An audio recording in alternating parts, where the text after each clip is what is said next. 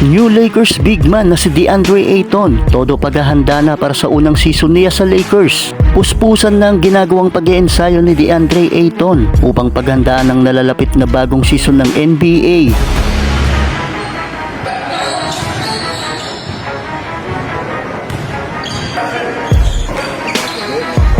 Si Ayton ay maglalaro as primary center ng Lakers, kung saan siya ang aasahan pagdating sa ilalim. Aside from Luka and LeBron ay mas tumataas ang expectation na makakasabay si Ayton sa laruan ng dalawang superstar ng Purple and Gold.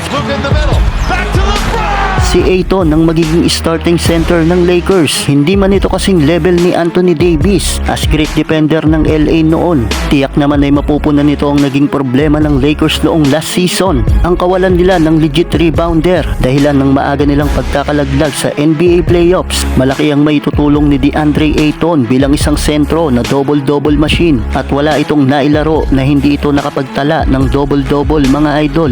Magiging kaabang-abang talaga ang magiging impact ni Ayton sa Purple and Gold. Kayo mga idol, ano ang masasabi nyo dito kay DeAndre Ayton?